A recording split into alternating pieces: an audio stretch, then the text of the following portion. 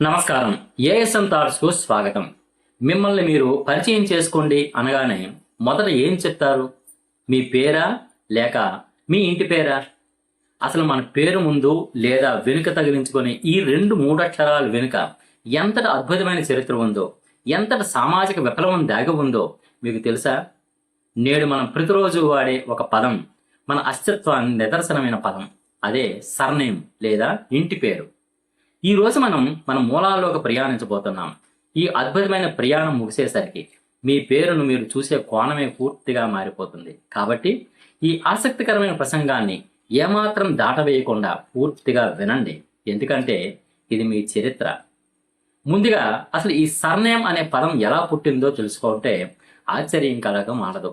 చాలా మంది ఇది కేవలం ఒక ఆంగ్ల పదం అని అనుకుంటారు. కానీ దీని మూలాలు లాటిన్, పాత ఫ్రెంచ్ భాషల్లో ఉన్నాయి. ఇందులో సర్ అనే చిన్న ప్రత్యయం లాటిన్ పదం సూపర్ నుండి ఉద్భవించింది. సూపర్ అంటే పైన, అదనంగా లేదా అవతల అని అర్థం. మీకు మరింత సులువుగా అర్థం కావడానికి ఇంగ్లీషులో సర్తో మొదలయ్యే మరికొన్ని పదాలు చూద్దాం. సర్ఛార్జ్, నార్మల్ ఛార్జీ కంటే అదనంగా వసూలు చేసే రుసుము అంటే ఎక్స్ట్రా ఛార్జ్. సర్ప్లస్, అవసరమైన దానికంటే ఎక్కువగా అదనంగా మిగిలి ఉన్నది ఎక్సెస్. సర్ఫేస్, ఏదైనా ఒక వస్తువుకు పైన ఉండే భాగం అంటే ఉపరితలం. కాబట్టి ఇక్కడ సర్ అంటే మీ పేరుకు పైన లేదా అదనంగా ఉండే ఒక గుర్తింపు అని అర్థం. ప్రాచీన కాలంలో దీనిని కేవలం ఒక మారుపేరుగా భావించేవారు. కానీ కాలక్రమేణా ఇది వంశపారపర్యంగా సంక్రమించే గొప్ప వారసత్వంగా మారిపోయింది. సరే, మరి ఈ ఇంటి పేర్లు అసలు ఎందుకు అవసరమయ్యాయి? పూర్వకాలంలో ఐరోపా దేశాల్లో ప్రజలకు కేవలం ఒకే పేరు ఉండేది. ఉదాహరణకు జాన్, రాబర్ట్, ఇలా అనేక రకాలు వాళ్ళ భాషలో అని పిలిచేవారు. కానీ కాలక్రమేణా జనాభా విపరీతంగా పెరిగాక ఒకే పేరున్న ఇద్దరు లేదా అంతకంటే ఎక్కువ మంది వ్యక్తులను గుర్తించడం చాలా కష్టంగా మారింది. సమాజంలో గందరగోళాన్ని నివారించడానికి ఒకే పేరున్న వ్యక్తులను వేరు చేసి గుర్తించడానికి వారి పేరు పక్కన ఒక అదనపు గుర్తింపును చేర్చడం మొదలుపెట్టారు. ఆ గుర్తింపే కాలక్రమేణా వారి స్థిరమైన ఇంటి పేరుగా మారిపోయింది. ఈ అదనపు గుర్తింపులను వారు ప్రధానంగా 3 రకాలుగా చేర్చారు. మొదటిది వృత్తిని బట్టి. జాన్ అనే వ్యక్తి రొట్టెలు వండేవాడైతే అతన్ని జాన్ ద బేకర్ అని పిలిచేవారు. ఇది కాస్త కాలక్రమేణా జాన్ బేకర్గా స్థిరపడిపోయింది. బట్టలు కుట్టేవాడిని ట్రైలర్ అని, ఇనుప వస్తువులు చేసేవాడిని స్మిత్ అని పిలిచేవారు.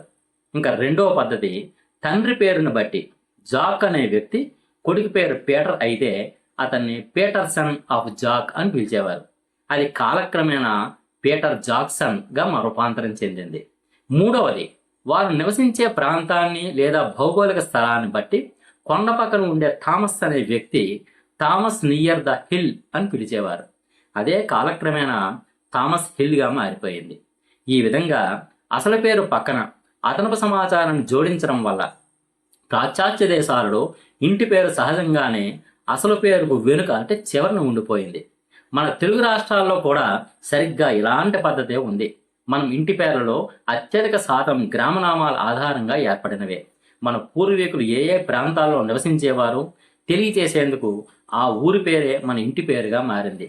అందుకే మన ఇంటి పేర్లు ఊరి, పల్లి, పాడు, కొండ, కోట వంటి ఊరి గుర్తింపులతో ముగుస్తాయి. ఇక్కడ మనకు ఒక ఆసక్తికరమైన సందేహం వస్తుంది. మరి కొన్ని దేశాలలో ఇంటి పేరును అసలు పేరుకు వెనుక రాస్తారు. కానీ మన తెలుగు సంస్కృతిలో మరియు చైనా, జపాన్, కొరియా వంటి తూర్పు దేశాల్లో ఇంటి పేరును మొదట ఎందుకు రాస్తారు? దీని వెనుక ఒక అద్భుతమైన తాత్విక వ్యత్యాసం ఉంది. పాశ్చాత్య సంస్కృతి ఎక్కువగా వ్యక్తిగత స్వేచ్ఛ లేదా వ్యక్తిగత గుర్తింపుకు ప్రాధాన్యత ఇస్తుంది. అందుకే వారి సొంత పేరు ముందు వచ్చి కుటుంబం చివరన వస్తుంది. కానీ మన తూర్పు దేశాల సంస్కృతి కుటుంబ వ్యవస్థకు, వంశ మూలాలకు అత్యున్నత ప్రాధాన్యత ఇస్తుంది. నువ్వు ఏ వంశానికి చెందినవాడివి, నీ పూర్వీకులు ఎవరు అనేది మొదట తెలిసి ఆ తర్వాతే నీ పేరేమిటి అనేది వస్తుంది. అంటే ఇక్కడ వ్యక్తి కంటే కుటుంబం లేదా సమూహం యొక్క గుర్తింపు పెద్దదైన ఉదాత్తమైన భావనతో ఇంటి పేరును ప్రథమ స్థానంలో ఉంచుతారు. ప్రపంచవ్యాప్తంగా నామకరణ పద్ధతుల్లో కొన్ని వింతైన విలక్షణమైన ఆచారాలు ఉన్నాయి. మన భారతదేశంలో ప్రాచీన కాలంలో నేటి తరహా ఇంటి పేర్లు ఉండేవి కావు.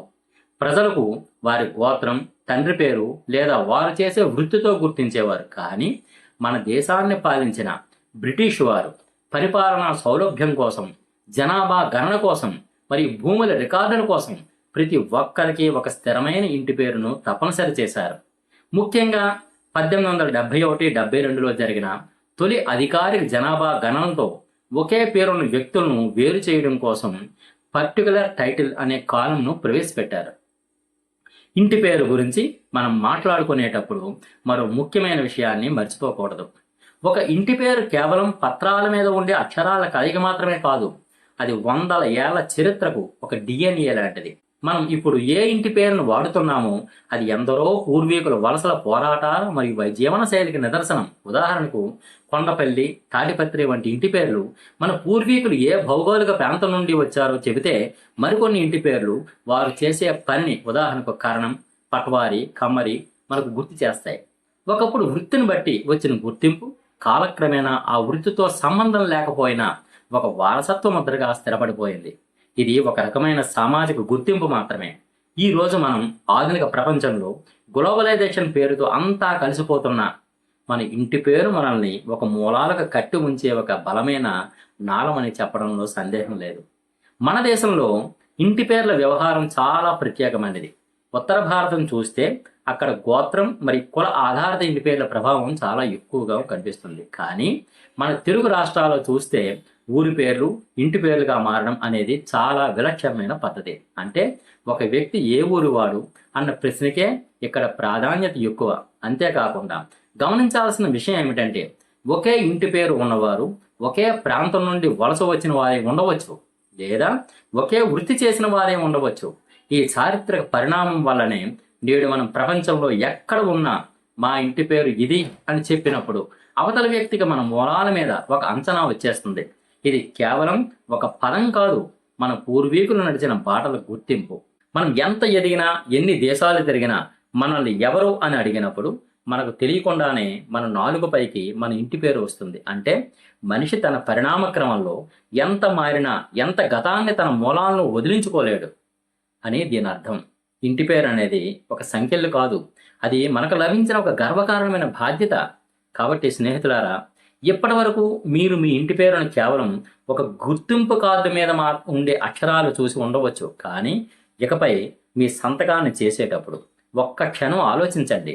ఈ అక్షరాలు వెనుక మీ తాత ముత్తాతల కష్టం ఉంది, వారు జీవించిన నేల ఉంది, వారి సంస్కృతి ఉంది. మీరు మీ ఇంటి పేరును గౌరవించడం అంటే మిమ్మల్ని మీరు గౌరవించుకోవడమే. మన ఉనికికి ఆధారమైన మన ఇంటి పేరును గర్వంగా పలకండి, దానిని సగర్వంగా కాపాడుకోండి. ఆ రోజు బ్రిటిష్ రికార్డులో నమోదైన ఆ ఇంటి పేర్లే నేడు మన ఆధార్, పాస్పోర్ట్ వంటి ఆధునిక పత్రాల్లో అధికారిక గుర్తింపుగా మారిపోయాయి. కాబట్టి మన ఇంటి పేరు అనేది కేవలం మన పేరు ముందుండే 2 అక్షరాలు కాదు, అది కొన్ని వందల ఏళ్ల క్రితం మన పూర్వీకులు నడిచిన నేల గురించి, వారు చేసిన కష్టం గురించి, మన వంశ చరిత్ర గురించి చెప్పే ఒక సజీవ సాక్ష్యం. ప్రపంచంలో ఏ మూలకు వెళ్ళినా మన మూలాను గుర్తు చేసే ఒక అద్భుతమైన వారసత్వ సంపదే మన ఇంటి పేరు. మరి ఈ ఆసక్తికరమైన చారిత్రక ప్రయాణం మీకు నచ్చినట్లయితే తప్పకుండా ఈ వీడియోని లైక్ చేయండి, మీ స్నేహితులకు షేర్ చేయండి. ఇలాంటి మరిన్ని విజ్ఞానభరితమైన విషయాలను తెలుసుకోవడానికి మన ఛానల్ను సబ్స్క్రైబ్ చేసుకోండి. మీ ఇంటి పేరు ఏమిటో, దాని మూలాలు ఎక్కడున్నాయో కింద కామెంట్ బాక్స్లో నాతో పంచుకోండి. మర్చిపోకండి. ధన్యవాదాలు.